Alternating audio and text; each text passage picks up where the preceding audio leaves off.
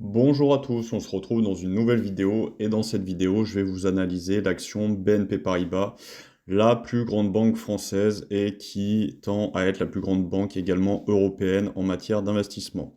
Donc on attaque tout de suite avec le site Simply Wall Street. Donc vous voyez qu'au niveau de la value concernant BNP Paribas, on est à un 4 sur 6, donc plutôt pas mal. Au niveau du futur, on est à un 2 sur 6, qui est un peu moins bon que le passé où on était à un 3 sur 6. La santé financière de la société, on est un 2 sur 6 et le dividende, on est un 5 sur 6, à savoir qu'il y a eu une coupure en 2020, année Covid, donc c'est pour ça qu'on n'a pas un 6 sur 6, je pense, au niveau du dividende. On va aller voir directement la présentation de la BNP. Donc vous voyez, la date de fondation, ça fait plus de 2 siècles qu'elle existe, énormément d'employés dans le monde, et vous avez également le nom de son PDG. Donc vous voyez que la BNP Paribas, je ne vais pas vous faire un dessin, c'est une banque qui fournit des produits, des services bancaires et financiers en Europe, au Moyen-Orient, en Afrique, en Amérique et en Asie-Pacifique. Donc elle est vraiment mondialisée et il me semble qu'elle est présente dans plus de 80 pays. On va retourner rapidement sur l'évaluation de la société. Donc vous voyez que l'action est plus ou moins bien cotée, bien évaluée, hein. Actuellement, on est autour des 88 euros.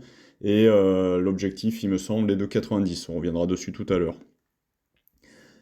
La société serait négociée à 12,8% en dessous de la juste estimation de Simply Wall Street. Donc il y a des analyses qui sont un peu plus réservées, hein. On est autour de 3% en dessous de sa juste cotation. Les bénéfices devraient croître de 7,76% par année, hein, ce qui est vraiment pas mal. Les bénéfices ont augmenté de 5,3% par an, enfin, par rapport à l'année passée. Et au niveau trading, un bon rapport qualité-prix à raison de CPR et de l'industrie. Et comme je vous l'ai dit, trajectoire du dividende instable enregistrée avec la coupure en 2020. On va voir comment la société fait rentrer du cash dans les caisses, hein. Donc vous voyez que c'est assez simple pour eux. Il y a le revenu, hein, qui est ici, les bénéfices bruts, forcément, coût des ventes, on est limité, les dépenses pour la société et le résultat net de la société qui est de 10,85 milliards d'euros, donc quelque chose d'assez conséquent. Au niveau d'investing, vous voyez que la société est cote à 87,15 aujourd'hui. On a eu, on le verra après dans l'analyse graphique, mais un bon rebond entre 65 et 87 euros. Le potentiel de hausse très limité, hein, plus 3,38. En revanche, ce qui va être intéressant, c'est le rendement élevé pour les actionnaires. Vous voyez qu'on a un PER de 9,05, donc plutôt intéressant, hein, un PER relativement faible. Vous avez un résultat net, comme on l'a dit tout à l'heure, un BPA assez colossal, hein, presque 10 de BPA, c'est vraiment énorme. Et vous avez le fameux dividende à 7,38 €, hein, qui est versé en 2 fois si je ne m'abuse, ce qui nous fait un retour de 8,48%, donc ce qui est totalement énorme. Vous avez ensuite, on va pouvoir le voir, la société et regardé par 18 analystes, hein, donc on en a 13 à l'achat, 4 à conserver, un seul à la vente, hein. Le taux de versement pour le dividende qui est maîtrisé à 76,45%, hein, donc quelque chose qui est viable. Au niveau des comptes de la BNP, donc vous voyez qu'on a eu une baisse autour des années 2020-2021 et une forte reprise, hein, au niveau 2022, 2023, 2024, avec globalement un CA qui augmente et un résultat net qui a également augmenté. Si on se rapproche un peu au niveau trimestriel, vous voyez que le résultat net, pareil, est relativement stable et légèrement en croissance. Ce qui va nous intéresser également au niveau de la société, comme on l'a dit, c'est d'analyser son dividende et de voir vraiment ce que la société peut nous permettre d'espérer en termes de dividendes. Donc vous voyez que, hop, ça c'est le cours de la société. Vous avez quelque chose d'intéressant au niveau de l'historique du dividende, hein. Vous voyez qu'en 10 ans, enfin un peu plus de 10 ans, on est passé de 1,5 € de dividende. On a monté 2015, 2016, 2017, 2018, 2019, boum, année Covid, pas de versement de dividende, mais on est reparti de plus belle, 2,66, 3,67, 3,9, 4,6, 7,38. Donc vraiment un dividende exponentiel et très croissant pour la suite. Il y a également donc la fréquence, comme on l'a dit, 2 fois par an, et il y a eu des rachats, hein, d'actions au niveau de BNP Paribas. Vous voyez que ça, c'était le nombre d'actions en circulation, et que depuis l'année Covid, hein, on a eu des rachats d'actions qui ont été faits année après année, ce qui nous a diminué le nombre de titres en circulation, donc ce qui est plutôt positif pour la suite. Si on se penche un peu plus au niveau des transactions des initiés, donc vous voyez qu'au niveau des derniers jours, on n'a eu que des achats hein, sur le titre BNP, hein, donc vous voyez, donc ça c'est masqué.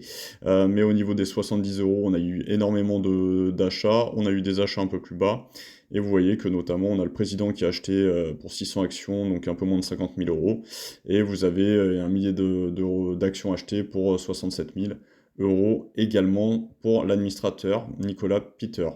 Donc ça, c'est des montants qui sont négligeables, hein, quand on voit une banque comme BNP. Mais bon, quand on a des personnes qui sont à la tête de la société et qui achètent l'action, c'est plutôt positif pour cette dernière. Je voulais vous parler rapidement du visuel que j'ai trouvé sur Visual Capitalist. C'est tout simplement les 50 sociétés les plus profitables en 2025. Donc vous voyez des sociétés comme Alphabet, Apple, Microsoft, Nvidia, etc. Ça c'est Aramco, la pétrolière de l'Arabie Saoudite, Amazon, la société de Warren Buffett, hein, Berkshire Hathaway, vous avez une banque, hein, JP Morgan, ensuite Meta, tout ça. Et vous voyez que dans ces 50 sociétés, on retrouve notre petite BNP Paribas à la 36e place. Donc c'est un petit clin d'œil que je voulais faire sur cette analyse bancaire. Donc une action qui est quand même dans les 50 plus grandes sociétés les plus rentables au monde en 2025. Donc quelque chose de tout à fait important pour la BNP. Donc au niveau journalier, on est sur le titre de la société BNP Paribas. Donc vous voyez qu'on a eu une petite divergence à ce niveau-là hein, au cours du mois d'octobre. Donc vous avez, hop là, un cours de plus en plus baissier. Vous avez eu un RSI qui a été, lui, stable et en légère hausse. Donc divergence qui a été validée. Et depuis cette divergence, on est passé environ des 65 aux 86-87 euros, donc plus 33, quasiment en ligne droite. Donc il y a des chances qu'à plus court terme, la société ait besoin de souffler un peu, surtout qu'on a gapé ici au niveau des 68, on a regapé au niveau des 83-84. Donc vraiment une action qui a explosé de 30% fin d'année 2025, début d'année 2026. Donc on va certainement avoir besoin de souffler un peu. Je pense que dans un premier temps, la société risque de venir ici rechercher ce support autour des 83-84, peut-être refermer, aller un peu plus bas, refermer ce gap-là. Celui-là, pour l'instant, on n'en parle pas, je pense qu'on est bien trop haut pour aller le refermer en direct. Mais je pense que c'est une société qui va avoir besoin, une action qui va avoir besoin de souffler un petit peu pour pouvoir éventuellement continuer sa hausse. Vous voyez qu'au niveau des moyennes mobiles, elles sont orientées à la hausse, hein, la MM20 au-dessus de la MM50, les deux augmentés à la hausse. Là, on est sorti de la bande haute de Bollinger, donc vraisemblablement, on devrait avoir une réintégration vers ce niveau support des 84 euros. Et également au niveau du RSI, vous voyez qu'on est en surachat, mais qu'on a eu des gros volumes à l'achat, hein, que ce soit au niveau du 19 décembre ou au niveau du 9 janvier, avec ce gap et cette forte explosion du cours. Donc une action qui est à court terme orientée à la hausse. Pour l'instant, il n'y a pas de souci. Pour les investisseurs de plus long terme concernant la BNP, on va se mettre au niveau mensuel. Donc la BNP, ça donne ça, hein, une banque qui est la fusion du coup de la Banque nationale de Paris et de l'entreprise Paribas qui était une banque d'investissement et qui ont fusionné. Donc vous voyez que ça commence la cotation en 1993, donc il y a plus de 30 ans que la société est cotée, donc avec un parcours de bourse, on va dire, assez erratique, mais bon, c'est normal. On a eu la crise dans les années 2022, donc avec une forte baisse. Ensuite, on se retrouve en 2007, crise des subprimes américaines, etc. Donc là, pareil, grosse baisse, hein. Vous voyez qu'on part des niveaux actuels au cours de 88 euros. On s'est retrouvé, à cause de cette crise, au niveau des 20 euros. Donc un cours de bourse divisé par 4, donc assez costaud quand même. Et on a une société qui a navigué très grossièrement entre les 20 euros et les 60 euros pendant la majorité de son temps. Et là, actuellement, on tend à aller chercher hein, les plus hauts, hein, parce qu'il y a un top qui a été fait au niveau de BNP sur les 92, allez, 92 euros, on va dire, on va le mettre comme ça si on prend la mèche, donc le niveau maximal jamais atteint par la BNP. Ça, quelque chose d'assez important à avoir en tête quand on fait de l'analyse technique, l'analyse graphique. Quand on a des cours de bourse qui se rapprochent des plus hauts, en général, on peut avoir une petite difficulté à les passer. Et là, actuellement, on est sur ces plus hauts. Donc est-ce que c'est le bon moment pour prendre position sur la BNP? Je ne suis pas sûr. C'est une action qui est très bien si vous l'avez depuis quelques années, que vous avez réussi à l'avoir dans une zone comme les 20-30, ça c'est top. Acheter la BNP maintenant, même avec un dividende de près de 10%, ça peut être un peu risqué. Peut-être attendre un potentiel repli, ou alors qu'on casse vraiment ce plus haut, et aller, alors là on s'ouvre la voie vers de nouveaux plus hauts pour la BNP. Si on se place, hop, au niveau de l'analyse graphique avec ce type de support, donc vous voyez un support oblique, on va pas prendre les mèches dans ce premier temps, hop là. Donc vous voyez, support oblique qui a fait un impact en 2020, en octobre 2020, décembre 2020, on est revenu chercher en 2022, on est revenu chercher en 2024, et là on est sur du plus haut concernant la BNP. Donc, soit on a deux scénarios, la société arrive à breaker son ancien plus haut qui est autour des 92 euros comme on l'a dit, on fait un pullback et potentiellement on va aller chercher de nouveaux plus hauts au niveau des 100 euros comme première target. Si là on va avoir cette zone de résistance importante, la société peut soit consolider ici dans cette zone entre les 90 et les 77, faire pas mal d'aller-retour là-dedans, donc ce qui donnerait un titre un peu immobile sur les 2-3 prochaines années, hein. Soit on est un peu plus pessimiste concernant la société et on va aller essayer de rechercher ce support. Mais bon, ça ne sera pas pour tout de suite, vous voyez que ça nous place en 2027 et là on va carrément jusqu'en 2029. Donc pour l'instant, à long terme et à court terme, il n'y a rien à dire. L'action, elle est haussière, elle est au-dessus de ses moyennes mobiles, elle touche régulièrement la bande haute de Bollinger. Donc au niveau des fondamentaux et du graphique, quelque chose de tout à fait propre et de tout à fait haussier. Si jamais on venait à corriger au niveau de la BNP, on aurait quand même une grosse zone de support vraiment très importante autour des 65-68 euros.